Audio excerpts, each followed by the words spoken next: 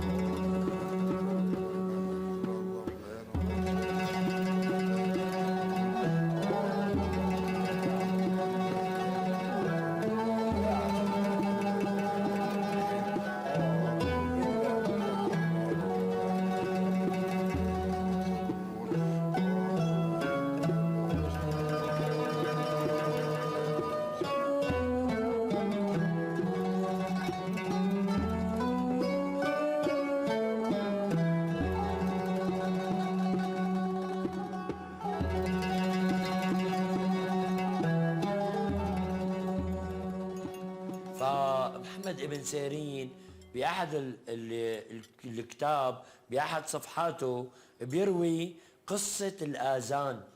بيقول إنه في أحد الصحابة رأى منام، وبهالمنام شاف حاله إنه طلع لقى فيه المسيحيين إلهم كنائس ولهم أجراس بتقرع مشان الناس تجي بوقت الصلاة. طلع لقى غيرهم كمان بدقوا طبول، إلا الإسلام كانوا يقيموا الصلاة بدون آذان. فإجا بباله أخذ معه طبل صغير، قال بدي روح لعند الرسول وقال له إنه أنا شفت منام وهيك شفت، ومشي. هو ماشي وإذ بشوف أحد الصحابة، قال له لوين رايح؟ قال له رايح لعند رسول الله، شايف بنومي كذا وكذا وكذا.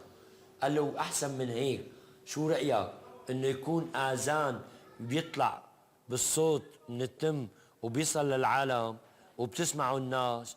قال له شلون بده يكون؟ قال له بتقول الله أكبر الله أكبر أشهد أن لا إله إلا الله أشهد أن محمد رسول الله حي على الصلاة حي على الفلاح قد قامت الصلاة قد قامت الصلاة. قال له والله شي حلو. أخذه وركض لعند الرسول، دخل عليه قال له يا رسول الله أنا شفت منام وجرى معي كذا وكذا، وعلى الطريق شافني أحدهم وقال لي اقتراحه يكون الآذان بهالشكل. الرسول صلى الله عليه وسلم لما سمع قال له اسمعني النداء، سمعوا النداء، أمر بلال قال له قم يا بلال انهض إلى السطح وأذن. فطلع وأذن على السطح، فصارت الناس تجي وأعجب هذا الكلام لرسول الله صلى الله عليه وسلم.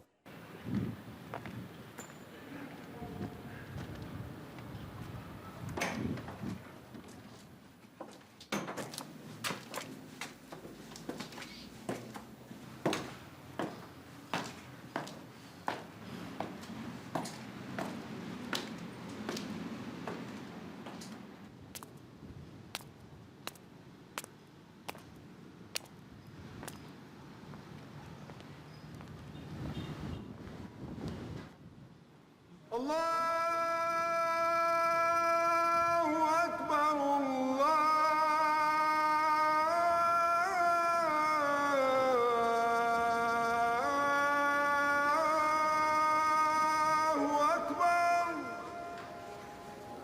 أشهد أن لا إله إلا الله أشهد أن محمدا رسول الله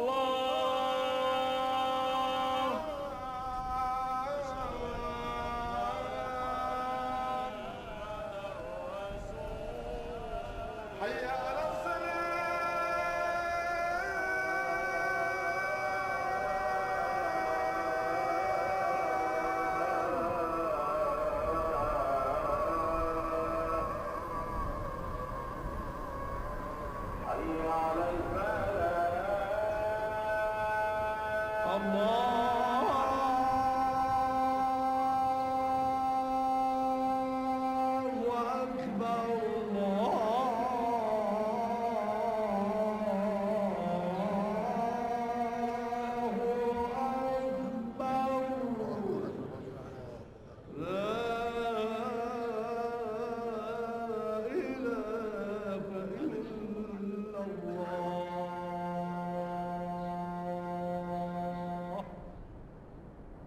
En 625, Mahomet, redevenu polygame après la mort de Khadija, vient de convoler en juste noces avec la très belle Jouaïria, une jeune juive que le prophète a libérée en guise de dot.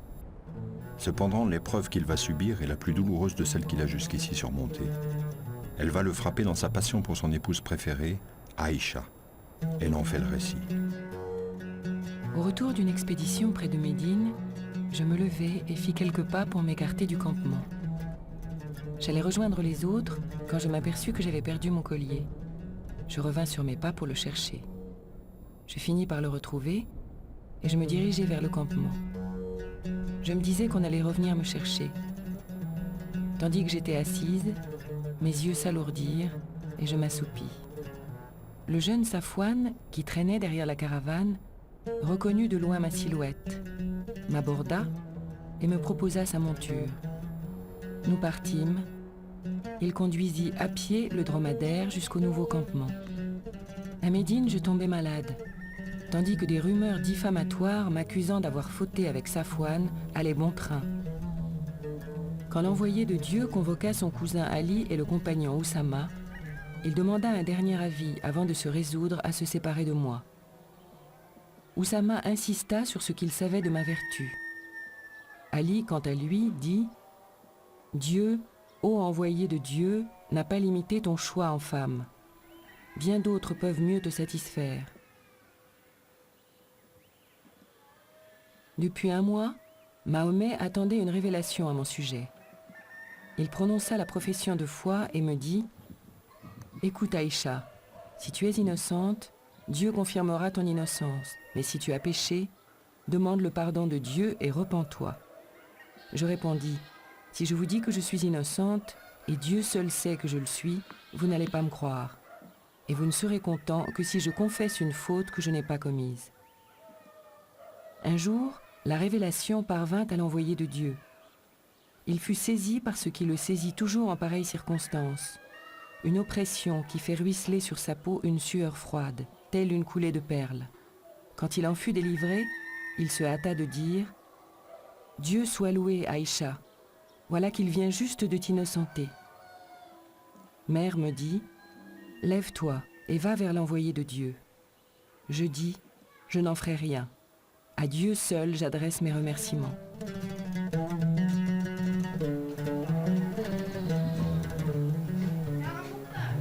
Voilà qu'on assiste à la naissance de l'espace public, de l'opinion publique. Le soupçon qui a pesé sur Aïcha, dissipé par la parole de Dieu, a eu des conséquences législatives de première importance. Avant que la loi n'intervienne, il est nécessaire qu'elle constate et dresse le procès-verbal. Alors, qui regarde qui pour en juger? Au grand jour, le problème du témoignage ordinaire a été résolu. Pour les délits courants et les contrats, 2 témoins suffisent. Reste la pénombre de l'intimité sexuelle. Ici, pour tout dérèglement, l'adultère par exemple, 4 témoins seront nécessaires. Qui regarde qui pour en juger? Personne. Personne ne doit commander le regard. Dieu seul peut illuminer de son regard la cité en train de naître.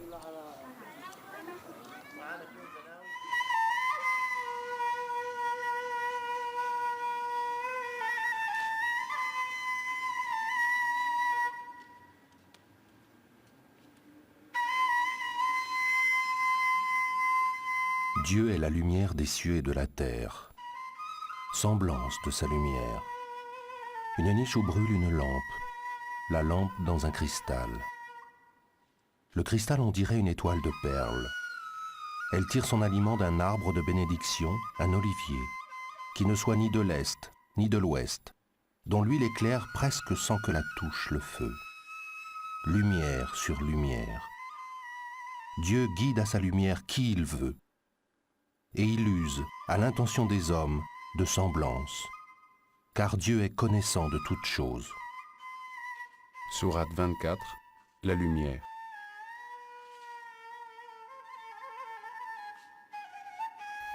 Que la Mecque soit à présent interdite à Mahomet ne lui posait pas de souci majeur, d'autant qu'il avait fort à faire à Médine. Mais, de temps en temps, le désir était fort chez lui et ses compagnons de s'approcher de Dieu sur les cimes du mont Arafat et de tourner autour de la Kaaba pour effectuer le rite ancestral du pèlerinage, maintenu par la nouvelle religion. En 628, voilà que Mahomet prend la décision de forcer les événements. Avec 1000 pèlerins, emportant les 70 chameaux destinés au sacrifice, il se dirige vers la Mecque.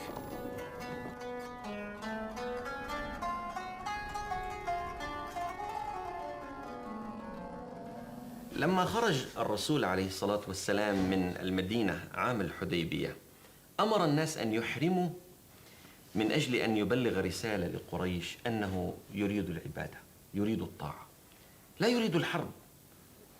قريش طبعا سمعت بمسير الرسول، صارت ترسل الكتائب لاستفزاز الرسول عليه الصلاة والسلام. الرسول نهاهم أن يجابههم بأي شيء. صاروا يجولون بخيولهم داخل معسكر الصحابة والصحابة لا يجيبونهم بشيء. أيقن قريش بأنه لا سبيل أمامها إلا التفاوض مع الرسول. بعد أيام طويلة شعرت قريش أنها كلما أرسلت مفاوضا رجع يدافع عن الرسول عليه الصلاة والسلام. أرسلت سهيل بن عمرو لأن هذا أول مفاوض ترسله قريش منها، هذا اعتراف. أما الرسول عليه الصلاة والسلام فقد قبل من سهيل كل ما طلبه. طلب إليه أن لا يدخل مكة، قال قبلت. ثانيا أن من جاء إلى المدينة مهاجرا بغير إذن والده أو وليه من قريش يجب على محمد أن يرده إلى مكة. نعم. ثالثا من جاء من أصحاب محمد وارتد ولحق بالمشركين لا يجوز لمحمد أن يمنعه. رابعا توضع الحرب 10 سنين، قبل رسول الله كل هذه الشروط. عندما أخبر رسول الله أصحابه بأنه اتفق مع سهيل غضب الأصحاب، لم يقبل هذا أحد. قالوا يا رسول الله كيف تقبل؟ نعم. الرسول يريد فقط البند الذي ينص أنه توضع الحرب. أعطوني فرصة سلام لتنتشر هذه الدعوة. وكان النبي صلى الله عليه وآله. À l'époque, le prophète faisait des plans pour conquérir la Mecque. لفتح مكة باعتبار أن مكة تمثل العاصمة الدينية. Elle était la capitale religieuse sacrée qui devait devenir la capitale des musulmans, puisqu'elle était déjà la direction pour la prière et la ville où se trouve la Kaaba.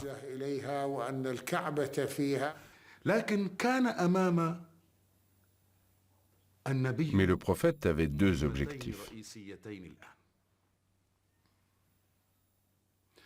La Mecque, où se trouve la maison sacrée, où se trouve le pouvoir, l'élite arabe.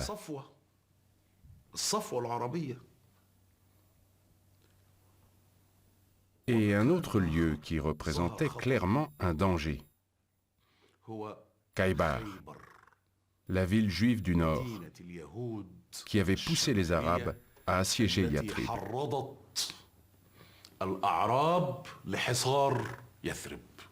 Il y a un autre détail particulièrement important dans la trêve de Hudaybiya, parce qu'il va constituer un précédent pour la définition du pouvoir en islam, pour la définition de l'étendue du pouvoir du chef.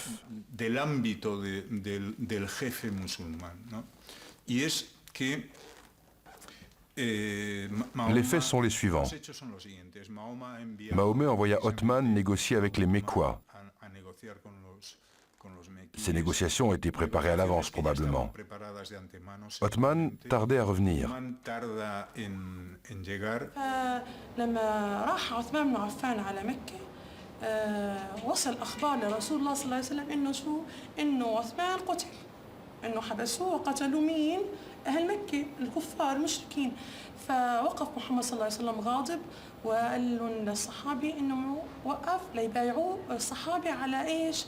على الموت والقتال المشركين، لأنه عثمان بن عفان واحد من الصحابة. يا محمد يا رسول الله نحن بأمرك، بتحب نقاتلهم، بتحب نحاربهم، نحن تحت أمرك بأي شيء. فبايعوا الرجال حتى أن النساء كان لهم دور كبير في هذه البيعة، وبايعوا محمد رسول الله صلى الله عليه وسلم. كان النساء كثير بايعوا الرسول صلى الله عليه وسلم على أنهم حتى هن بايعوا على إيش؟ على الموت.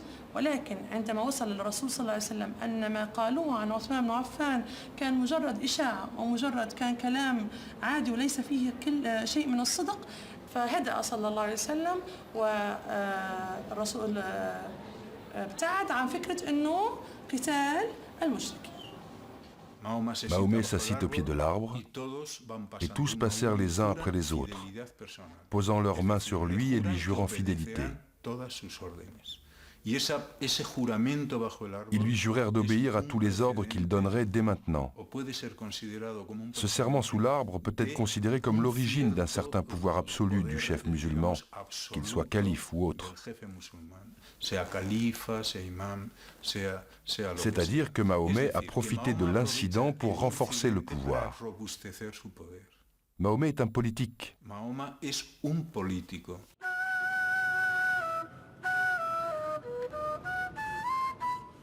À ce stade, le culte se précise.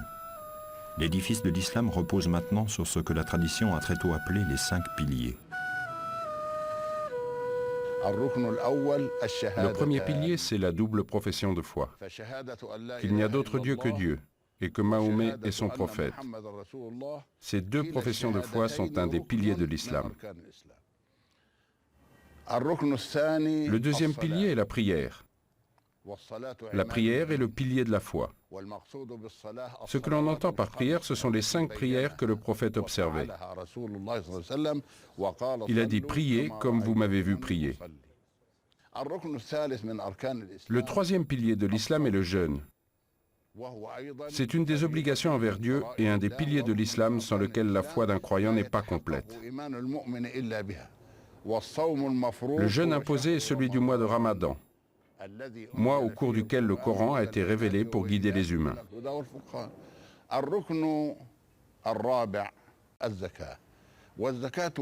Le quatrième pilier est l'aumône.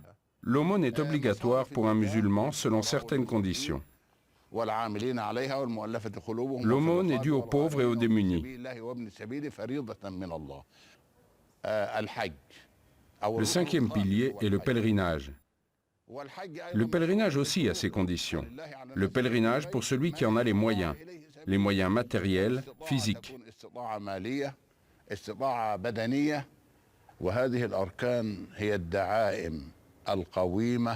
Ces devoirs piliers sont les fondements de l'islam. Et une personne ne peut être considérée comme musulmane que si elle met en pratique ces 5 devoirs piliers. Le pèlerinage à la Kaaba est un rituel ancestral et il est reconnu comme tel dans les sources musulmanes. On voit donc que le prophète est capable de prendre des pratiques religieuses déjà connues dans la culture de ceux à qui il s'adresse et de les remodeler, de les renouveler pour qu'elles servent à honorer le Dieu qu'il leur indique. Nous oublions souvent, quand nous parlons de la législation musulmane, qu'un tiers, voire une moitié de ces lois existaient avant l'islam, et que les gens n'ont fait que continuer à les observer. C'est pour ça que lorsqu'elles ont reçu l'ordre de faire le pèlerinage, les populations converties ont pensé qu'elles allaient effectuer le pèlerinage sur le même modèle qu'avant. Il a fallu donner des explications. Ceci est correct et cela ne l'est pas. Le jeûne, saint en arabe, est un élément fondamental du caractère globalement ascétique du mouvement. À la Mecque, ce caractère ascétique, avec des veillées nocturnes et des jeûnes, était prédominant. À Médine, il va se diluer quelque peu. Il sera toujours une obligation, mais il se dilue du fait des nécessités pratiques. Un guerrier ne peut pas se battre après une nuit de prière ni avec l'estomac vide. Le jeûne du Ramadan sera codifié plus tard.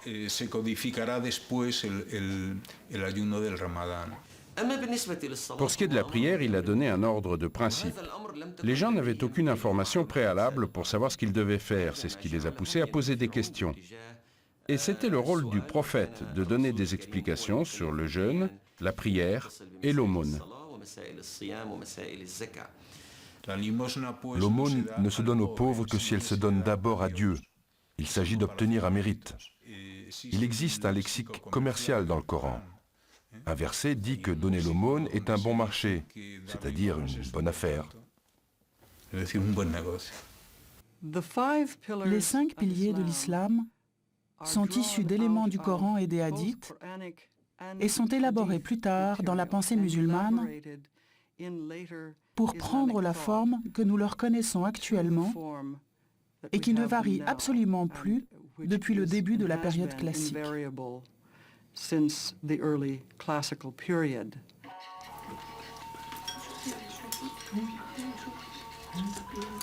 Cultes et rituels sont si importants que dans la sourate 5, dite la table servie, une des dernières révélées, le verset 3, après avoir donné la liste des aliments prohibés, déclare « Voilà qu'aujourd'hui j'ai parachevé pour vous votre religion ».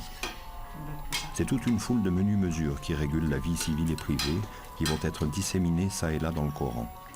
Elles vont des sanctions concernant le vol, l'ébriété et la diffamation, jusqu'au plus intime des désirs et besoins des personnes. Les prescriptions se divisent en 3 catégories. Il y a les commandements, les interdictions et les choses licites. Il y a des choses complètement interdites, comme par exemple d'adorer les idoles, boire du vin ou les jeux de hasard.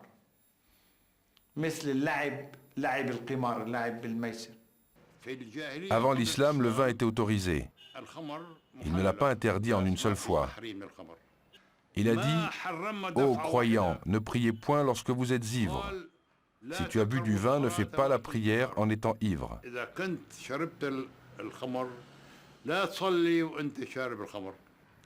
Après que les gens se soient habitués à cela, il a dit « Le vin n'est permis ni dans le cas de la prière, ni dans aucun autre cas. » Il a définitivement interdit le vin, mais y est arrivé progressivement.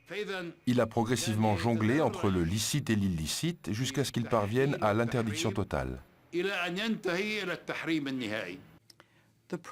L'interdiction de la représentation figurative peut sembler refléter des controverses semblables qui occupaient les pensées des chrétiens d'Orient et étaient centrées autour de l'usage ou non des icônes.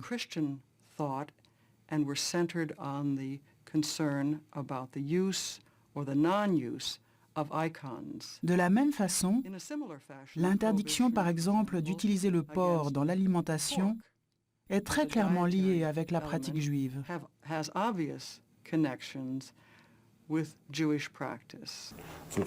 Dans le Coran, il n'y a pas beaucoup d'interdits. Il y a quelques tabous, comme la chair de la bête morte, le sang et la viande de porc, puis le vin, les jeux de hasard, les pierres dressées et les flèches de divination. Ce genre de tabous. Puis les interdits concernant le mariage. Vous sont interdites vos mères, filles, sœurs, etc. Le tabou dans le Coran est limité, rare. Dans le hadith, il y en a beaucoup plus. Il y a des gens qui ne comprennent pas cela. Ils croient que l'islam est une compilation de commandements et d'interdictions. Non. L'essentiel de l'islam, c'est le principe de la chose licite que nul n'a interdite. Dans le Coran, Allah interdit dans un même verset la consommation d'alcool et les jeux de hasard. quel peut être le lien entre les deux. Dans leur période de grand rassemblement, les Bédouins avaient cette pratique qu'on appelle le maïsir, qui est exactement le terme employé pour jeu de hasard dans le Coran. Un de ces chefs de tribu se mettait à dire « Voilà, moi, je vais égorger 20 chamelles et qu'un tel en fasse autant, s'il en est capable. » Ce défi qu'il jetait à l'honneur de l'autre, naturellement, devait être relevé. Et il arrivait dans certains cas qu'un homme pouvait se ruiner complètement. C'est cette pratique qui est visée dans le Coran, parce que, naturellement, la consommation de vin, d'alcool, dans ces moments-là, augmentait encore la fureur, pour ainsi dire, la folie du défi.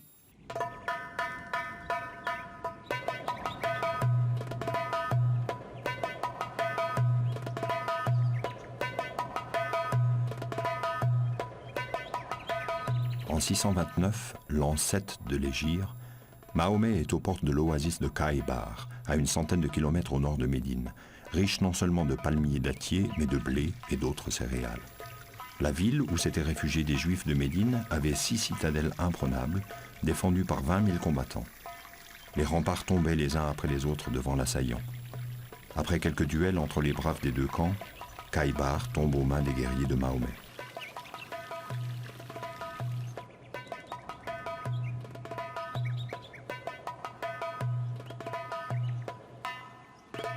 À l'issue de la bataille de Khaïbar apparaît un facteur déterminant. Une richesse indéplaçable, la terre, va désormais faire partie du butin de guerre. Mahomet, à cette occasion, va innover. Quand on faisait une conquête, le butin était distribué à la manière arabe. Tout ce que Mahomet avait fait jusque-là, c'était de réduire la partie qui lui revenait. Il prenait 1/5 alors que les chefs arabes prenaient 1/4. Mais les vaincus ont dit « Pourquoi ne nous laisses-tu pas ici? Nous exploiterons la terre et nous te donnerons une partie de la récolte. Vous êtes des Bédouins et des soldats. Si nous partons, cette terre va tomber en friche. » Et nous avons ici un nouvel exemple du pragmatisme de Mahomet. Il ne les expulse pas, ce qui marquera un précédent pour les conquêtes à venir. Ils gardent leurs terres et vont payer une rente à la communauté musulmane, qui la redistribuera selon l'ordre islamique.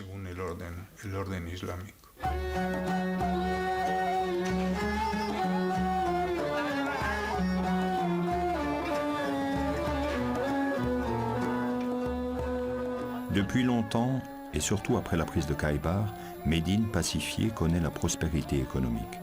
Les marchés y sont animés, la ville prend l'aspect d'une agglomération urbaine et active. La trêve obtenue avec les Mécois éloigne le spectre de la guerre. L'horizon de la vision prophétique sur le terrain du politique s'élargit.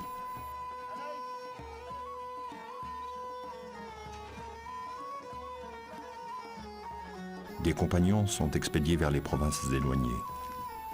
Connaissant depuis longtemps les puissants des autres États, Mahomet aurait fait rédiger par ses secrétaires des missives aux grands de la terre.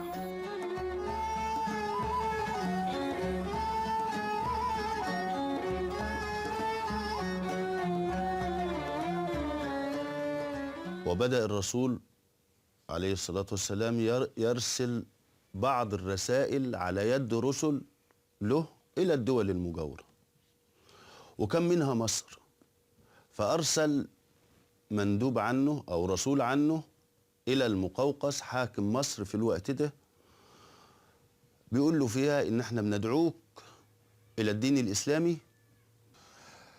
فالمقوقس أخذ هذه الرسالة وبعت رسالة أخرى إلى سيدنا محمد عليه الصلاة والسلام وهدايا، ومن ضمن هذه الهدايا جاريتين أختين ليختبر فيهم الرسول عليه الصلاة والسلام، لأن سيدنا عيسى قال إن فيه نبي جاي بعد اسمه محمد وإنه لن يجمع بين الأختين، فأراد المقوقس أن يختبر الرسول عليه الصلاة والسلام هل هو نبي فعلا أم لا. فعندما وصلت هذه الهدايا إلى الرسول عليه الصلاة والسلام وكان من ضمنها الجاريتين بدأ يعرض عليهم الدين الإسلامي شافوا سلوكيات الرسول عليه الصلاة والسلام فأسلموا وطلب سيدنا محمد من الله سبحانه وتعالى أن يختار له واحدة من الأختين فاختار له مريا القبطية. مريا القبطية خلفت له ابن اسمه إبراهيم على اسم سيدنا إبراهيم عليه السلام أبو الأنبياء، أبو سيدنا إسماعيل وسيدنا إسحاق. Ce bébé, dernier enfant mâle, ne survivra pas. La condition des femmes était en pleine mutation. Les signes d'une réelle émancipation étaient patents. Elles géraient seules leur fortune, participaient à des batailles, choisissaient leurs époux. Le Coran, en octroyant de plus le droit, certes partiel, de témoigner et d'hériter aux femmes, a suscité l'agacement d'une partie de la gent masculine. Au sein même des foyers du prophète, qui a eu une vingtaine d'épouses, cette situation se manifestait, selon de nombreux hadiths, par de vives scènes de ménage. À l'époque, il y avait des pressions énormes sur le prophète. On lui reprochait d'avoir octroyé tant de droits aux femmes qu'elles s'étaient révoltées et qu'elles étaient devenues difficiles à maîtriser. Pour les femmes des sociétés occidentales ou non musulmanes, il est souvent difficile de comprendre que les femmes musulmanes considèrent qu'un grand nombre d'aspects de la révélation coranique sont un atout pour elles, comme sont un atout les pratiques sociales et rituelles que l'on a interprétées comme issues du Coran.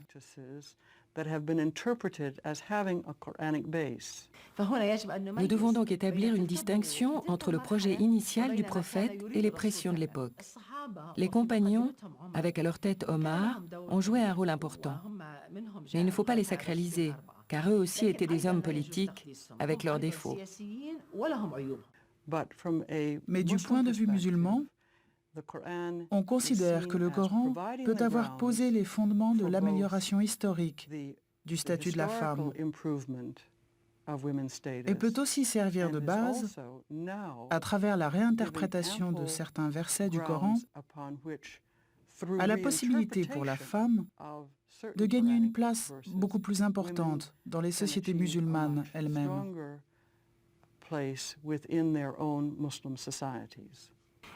Nous savons qu'Omar était un des plus influents et des plus novateurs en matière de gouvernement. Mais il avait aussi des défauts.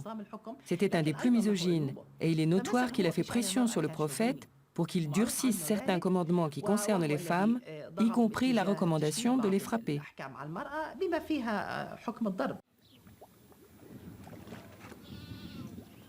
Les hommes sont supérieurs aux femmes à cause des qualités par lesquelles Dieu a élevé ceux-là au-dessus de celles-ci, et parce que les hommes emploient leurs biens pour doter les femmes. Les femmes vertueuses sont obéissantes et soumises. Elles conservent soigneusement pendant l'absence de leur mari ce que Dieu a ordonné de conserver intact. Sourate 4, verset 38.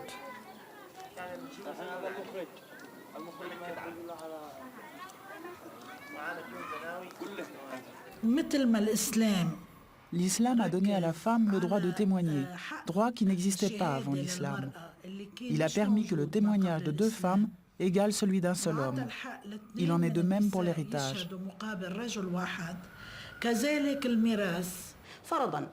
Prenons un exemple. Un homme meurt et laisse derrière lui 100 000 dinars. Il a un garçon et une fille. Le garçon aura droit au double de ce que prendra la fille. La fille aura environ 33 000 dinars et le garçon aura environ 66 000 dinars.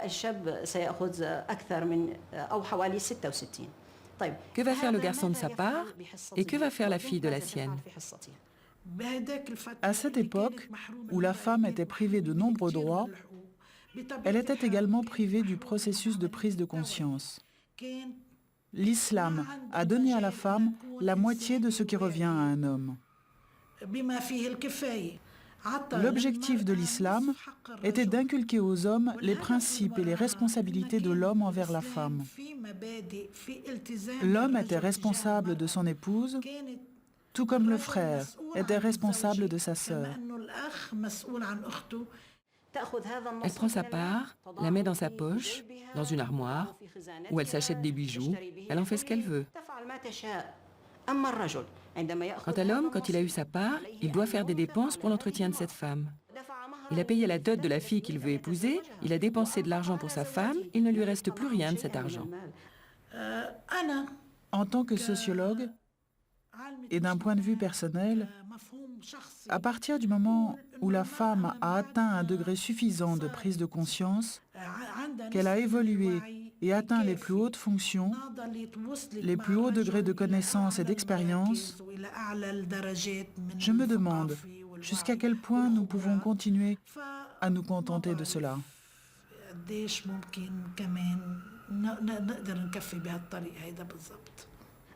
Quant à la sœur, sa part est restée telle qu'elle, si elle ne l'a pas fait fructifier entre-temps. La femme est donc gagnante et non perdante.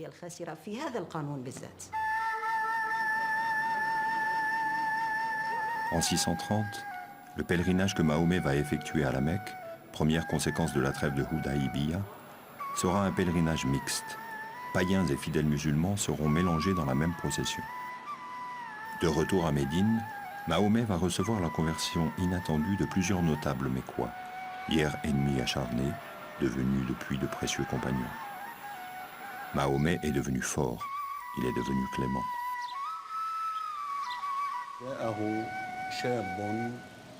يدعى كعب وهذا الرجل كما هو معروف شاعر هجا الكثيرين وهجا النبي عليه الصلاة والسلام وهجا الخير وأهل الخير فأهدر النبي عليه الصلاة والسلام دمه فلما سمع كعب بهذا الحكم جاء إلى النبي عليه الصلاة والسلام متخفيا ولكنه كان يحمل قصيدة كتبها هو مطلع هذه القصيدة بانت سعاد فقلبي اليوم متبول متيم إثرها لم يفد مقبول هيفاء مقبلة عجزاء مدبرة لا يشتكى قصر منها ولا طول ثم ختم هذه القصيدة الطويلة فقال نبئت أن رسول الله أوعدني والعفو عند رسول الله مأمول فعرفه النبي عليه الصلاة والسلام أنه كعب وأنه الذي أهدر دمه وبمجرد أن قال هذا البيت ألقى عليه بردته وعفى عنه وسامحه ثم بعد ذلك أصبح الشعراء إذا ما أرادوا أن يمدحوا النبي عليه الصلاة والسلام بقصيدة وكانت القصيدة جميلة جدا سموها بالبردة. L'Arabie est désormais sur la voie de l'unification. Les Arabes commencent à se rallier à Mahomet sous la bannière de l'islam. De profondes raisons apparaîtront d'entamer une première sortie hors des limites géographiques de la péninsule. Le prophète avait une très bonne connaissance de ce qui se passait dans le monde environnant. Son message s'adressant à l'ensemble de l'humanité, il était nécessaire qu'il le fasse parvenir aux peuples voisins de la péninsule arabe. Quand il s'est avéré qu'il pouvait être un rempart contre l'expansion du message qui est destiné à l'humanité tout entière, il est devenu évident qu'il fallait lutter pour l'expansion de ce message, fût-ce par la force. Il a donc fallu préparer le terrain. Il fallait connaître la géographie. Les soldats devaient connaître cette terre et connaître les méthodes de combat des Perses et des Byzantins. À mon avis, la bataille de Mota a été la première expérience militaire internationale pour le jeune État musulman, en dehors du contexte de la péninsule arabe. C'était une expérience nécessaire pour que le jeune État puisse prendre ses marques dans le monde environnant.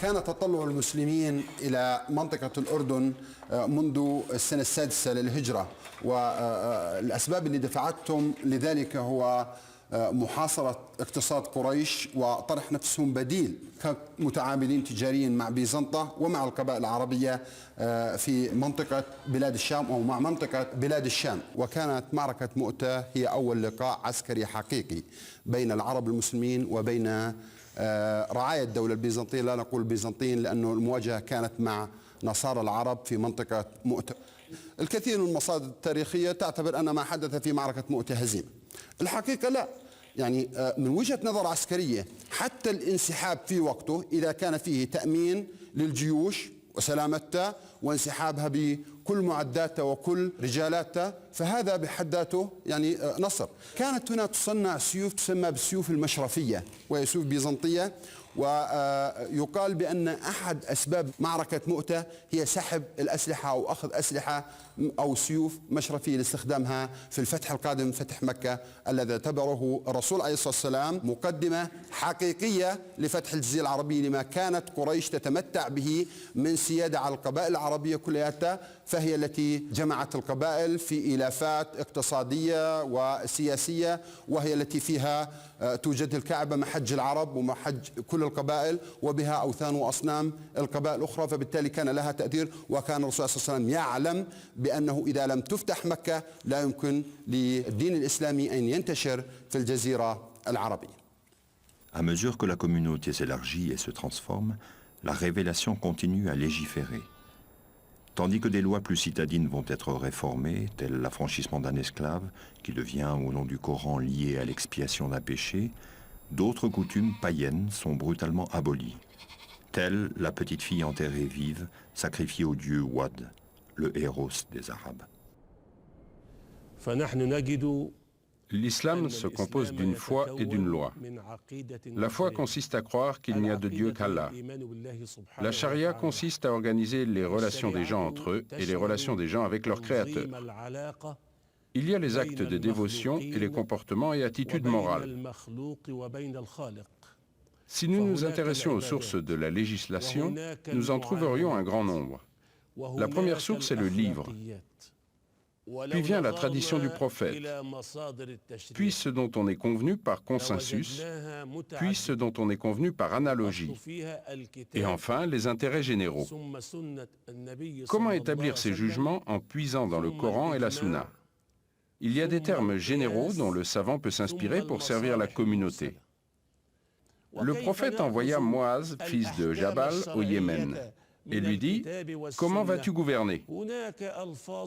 Il lui répondit « Avec l'aide du livre d'Allah ». Le prophète lui demanda « Et si tu ne trouves pas dans le livre d'Allah ?» Il répondit « Avec la sunna du prophète ». Le prophèt lui demanda « Et si tu ne trouves pas ?» Il répondit « Je prononcerai un jugement indépendant ». Que veut dire al-ijtihad? S'efforcer de concevoir une loi, faire des efforts pour une interprétation personnelle dans les limites de l'esprit de la charia et de l'esprit de l'islam. C'est-à-dire qu'il va comparer l'événement avec un autre du même type, comparer l'événement présent avec ce que les compagnons du prophète ont pu faire.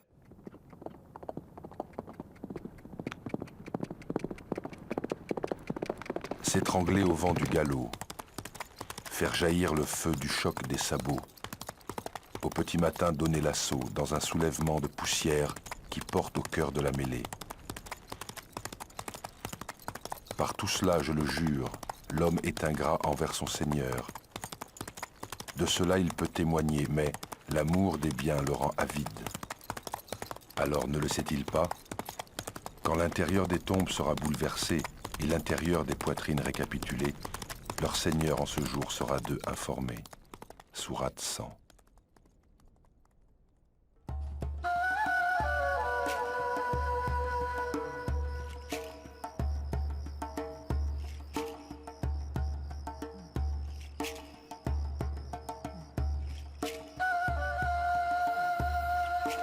Quelques mois plus tard, en 630, avec 10 000 soldats, Mahomet assiège la Mecque. On allume partout autour de la ville 1000 foyers d'immenses flammes. Sorti à la tombée de la nuit pour s'enquérir de ce qui se passe, Abu Sufyan, le chef des Mécois, est conduit au campement du prophète. Après une longue discussion, il finit par reconnaître l'unicité de Dieu, mais refuse de prononcer le reste, c'est-à-dire la reconnaissance de la mission céleste de Mahomet. On l'y contraint. Puis il rentre auprès des Mécois pour leur annoncer qu'ils doivent embrasser l'islam s'ils veulent éviter un désastre.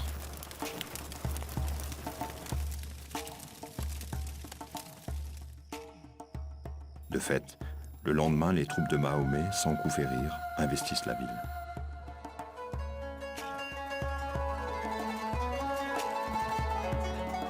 En ce jour, Mahomet reprend un geste fort, celui-là même que le Coran affirme avoir été celui du fondateur, Abraham. Il brise toutes les idoles. Dans ce panthéon, la Kaaba, il a seulement conservé, affirment certaines sources, l'image de Marie et de son fils.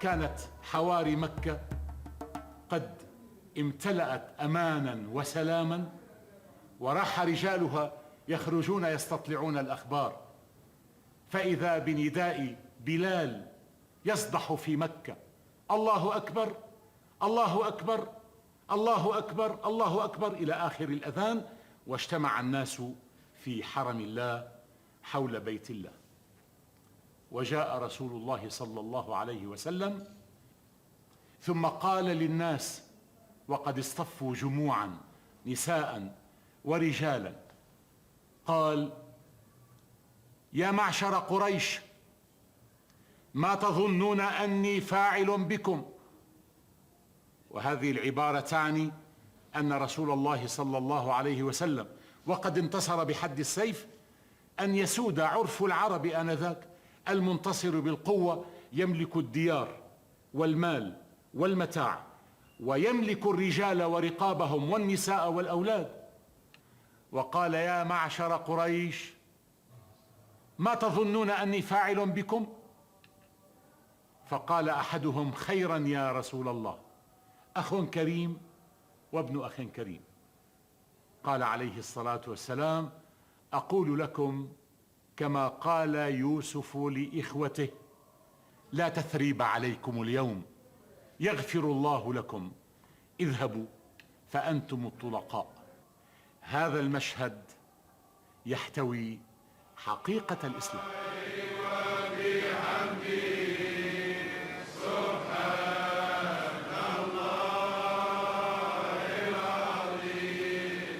Cette magnanimité du prophète à l'égard des siens, les Mécois, rivaux de toujours des Médinois, a provoqué une certaine irritation chez les Ansars, les fidèles de Médine. Selon les notables de Médine, il était inacceptable que l'on accorde la grâce à ces idolâtres vaincus, vieux persécuteurs du prophète.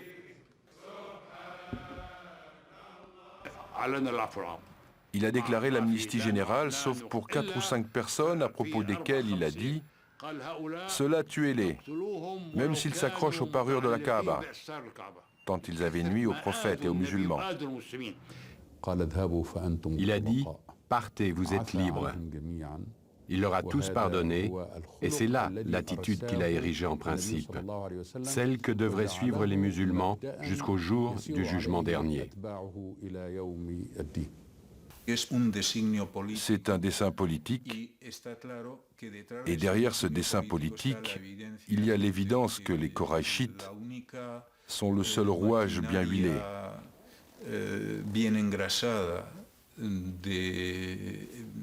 Et qu'ils constituent la seule élite d'hommes compétents en Arabie. Mahomet voyait bien que s'il arrivait à unifier la péninsule, et si avec l'aide de Dieu une expansion s'amorçait, il allait avoir besoin des Korachites en tant que classe dirigeante. Il a dit « Vous êtes libres ». Les gens n'avaient pas saisi les visées et les objectifs de cette prédication qui tendait à unifier les Arabes et à les faire sortir de l'espace étroit du commerce pour les lancer à la conquête d'un monde plus vaste, plein de richesses, et créer un empire musulman. Après la prise de la Mecque, lors d'une dernière tentative pour battre les troupes du prophète, les nomades et les païens ont réuni une immense armée. Là, dans le profond défilé de Hunayn, une bataille décisive va se dérouler. Les troupes de Mahomet frôlent la défaite. Et le Coran d'insister, s'adressant à Mahomet, « Ce n'est pas toi qui as tiré la flèche, c'est Dieu qui l'a fait. » قبيلة هوازن وثقيف قبيلتين من القبائل العربية التي كانت في مكة أو حول مكة لما سمعوا أن الرسول صلى الله عليه وسلم انتصر وفتح مكة فأصبحوا يجمعوا من القبائل والجيوش. سمع المسلمون أن هوازن وثقيف يجمعون الجموع عليهم، فأرسل النبي صلى الله عليه وسلم رجلا بمثابة المخابرات اليوم لكي يأخذ أخبار القبائل ماذا يفعلون. وهذا من السنة أن يستخبر الإنسان عن أعدائه. وهذا الرجل ذهب وفعلا تسرب يعني وتلصص إلى داخل أخبار المشركين، وعاد إلى النبي صلى الله عليه وسلم وقال له هناك حشود وهناك قبائل وجيش من الكفار وعددهم يزيد على 20,000 أو 30,000 مقاتل. لبس عدة الحرب عليه الصلاة والسلام، وعند ذلك جهز من معه. بعد ذلك التقى المسلمون مع الكفار بين الشعاب، هؤلاء مستعدون على أتم استعداد. فعند ذلك حصلت المعركة، ولما هجم الأعداء بهذا العدد تفاجأ المسلمون بهذه الكثرة الكاثرة، وكادوا أن يفروا عن رسول الله صلى الله عليه وسلم، بل هرب الكثير منهم كما قالت الآية الكريمة ثم وليتم مدبرين. وحصلت هناك معجزات كثيرة للنبي صلى الله عليه وسلم، فأخذ حفنة من التراب وقال شاهت الوجوه شاهت الوجوه ونثرها عليهم فهزمهم الله تعالى. وعند ذلك كانت المعركة فيها انتصار للمسلمين بلطف من الله، وهزم الأعداء وذهبوا وانهزموا إلى الطائف ومكثوا بمنطقة اسمها أوطاس، ثم تابعهم النبي صلى الله عليه وسلم، والحمد لله رب العالمين. À 62 ans, Mahomet n'a pas achevé son œuvre. Il n'a plus qu'une année à vivre. À la tête d'un État, il reste, selon les chroniques, pauvre et détaché du monde. Il ne va rien léguer, si ce n'est le souvenir d'une révélation logée dans la mémoire de ses nombreux compagnons. On attendra une génération après sa disparition pour que ce legs se matérialise en un livre, le Coran.